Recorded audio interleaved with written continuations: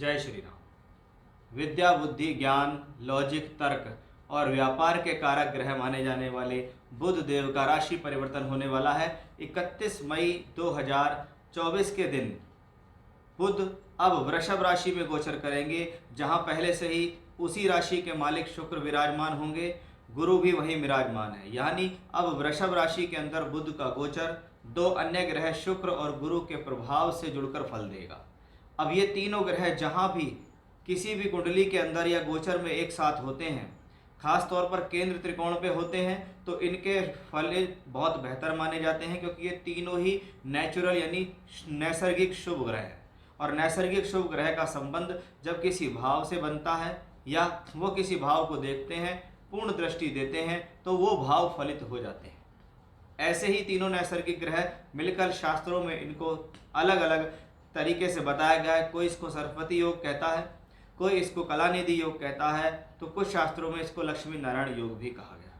अब यहाँ पर बुध ग्रह लगभग 31 मई से लेकर लगभग 14 या 15 जून तक राशि गोचर करेंगे। भले ही ये राशि गोचर का समय छोटे समय का होगा, लेकिन कहते हैं ना, जीवन में तकदीर बदलने के लिए या किस्मत बदलने के लिए एक ही दिन या कुछ पल ही काफ़ी हैं कि उस दौरान मेरा ये काम हुआ और मुझे जीवन में मिल गया, या मैंने सालों साल मेहनत की और मुझे एक दिन रिजल्ट मिला।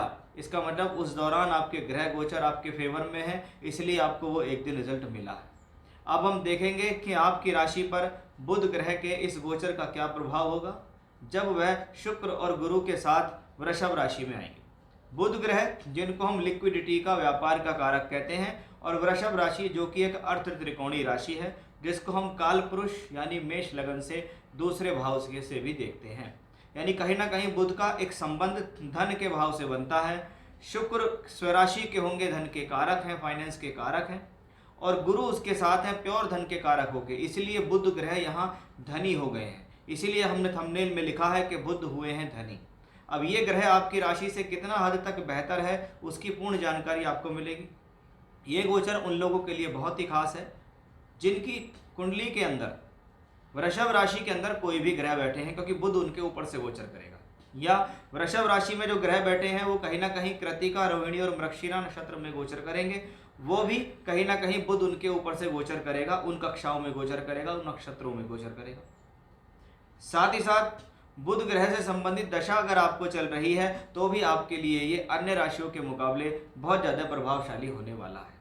अब शास्त्र के अनुसार बुध ग्रह को विद्या से, बुद्धि से, ज्ञान से, शिक्षा से, क्रीड़ा स्थल, स्पोर्ट्स से, आपकी बोलचाल से, आपकी याददाश्त से, आपकी भाषण शैली से, डिबेट करने की शक्ति, बोलने की कला, वाणिज्य, अकाउंटेंसी, जो लोग सीए होते हैं या जहाँ पर बोलने का बहुत ज़्यादा काम होता है, चाहे आप सिंगर हैं, चाहे आप टीचर हैं, चाहे आप लोगों को समझाने का काम करते हैं, सेल्स मार्केटिंग में काम करते हैं, या आप पूर्ण रूप से व्यापारी हैं और आपके अंडर में लोग काम करते हैं, इन सब का कारक होता है बुध। तो इन लोगों पर ज़्यादा प्रभाव इस बुध ग्रह का हो जाता है। अब हम इसको जानेंगे कि आपकी राशि पर ये जो बुध ग्रह आए हैं, ये अब दो अन्य ग्रहों के साथ मिलकर आपको आने वाले समय में क्या देने वाले हैं, क्या लाभ हैं, क्या सावधानियां हैं, कौन सी चीज़ों को जानकर आप अपने जीवन को और ज़्यादा बेहतर बना सकते हैं, उसको हम विस्तार से अब जानते हैं। करते हैं कि मकर राशि के जातकों के लिए बुध का गोचर कैसा रहने वाला है। बुध आपकी राशि से पंचम भाव में आ गए, जिस पंचम भाव में पहले से ही दो शुभ ग्रह शुक्र और गुरु बैठे हुए हैं। तीसरा एक और शुभ ग्रह पांचवें घर में आ जाता है, यानी तीन तीन ग्रहों का संबंध, तीनों ही नेचुरल शुभ ग्रह हैं और तीनों आ गए पंचम भाव। तो पांचवा घर बली हो रहा है। अब पंचम भाव क्या है? आपकी शिक्षा, विद्या, बुद्धि, आपके निर्णयों का भाव है। आप अपनी बुद्धि लगाकर, अपनी योजना लगाकर, कोई मेहनत करके, कोई काम करके, स्टॉक मार्केट से, जुए से, सट्टे से, लॉटरी से, सबके अपने अपने काम है, कोई कुछ ना कुछ काम कर रहा है। अगर ऐसे कोई भी काम है तो उसमें ये ग्रह रिजल्ट शुभ देगा।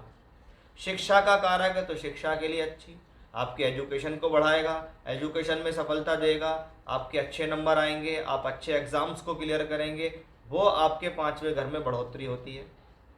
पंचम भाव हमारे जीवन में, आप ये देखिए, नवम भाव का स्वामी पांचवें घर में बैठ गया है।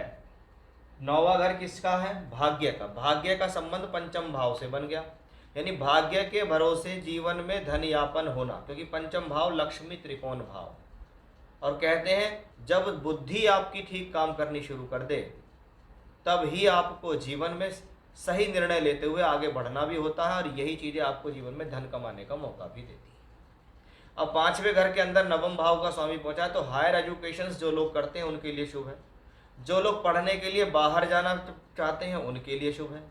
संतान की जीवन में तरक्की होना, संतान प्राप्ति के योग, संतान होने की शुरुआत यानी कंसीव करना, ये सब तीनों चीज़ें भी इसके लिए शुभ है, क्योंकि ये कॉम्बिनेशन क्या है, पंचम और नवम का एक कॉम्बिनेशन है।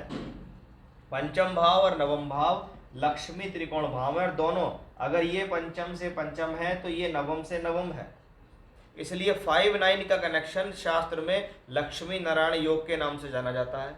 जब तीनों प्लैनेट एक साथ बैठे हों तो इसको हम सरस्वती योग या कलानिधि योग कहते हैं। यानी कहीं ना कहीं ये जीवन में आपके धन से संबंधित समस्याओं को सॉल्व करने के लिए तो कॉम्बिनेशन बन गया कि भी मुझे 5वें घर के भी पूरे रिजल्ट मिल रहे हैं, मेरी धन से संबंधित स्थितियां भी सॉल्व हो रही हैं।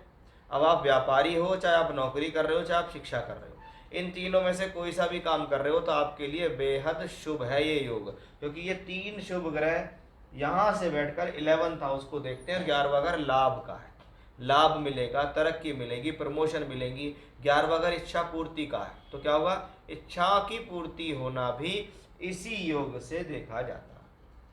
यानी कुल मिलाकर ये वो कॉम्बिनेशन है जो आपके लिए बेहद खास और शुभ है। बार बार इस तरीके के कॉम्बिनेशन योग जो गोचर में बनते नहीं हैं कि जब 3 शुभ ग्रह एक ही साथ एक ही राशि में चलें और वो राशि आपकी राशि से त्रिकोण की, लक्ष्मी त्रिकोण की राशि हो। यानी मकर राशि के जातकों के लिए बेहद शुभ है ये योग। जय श्री राम।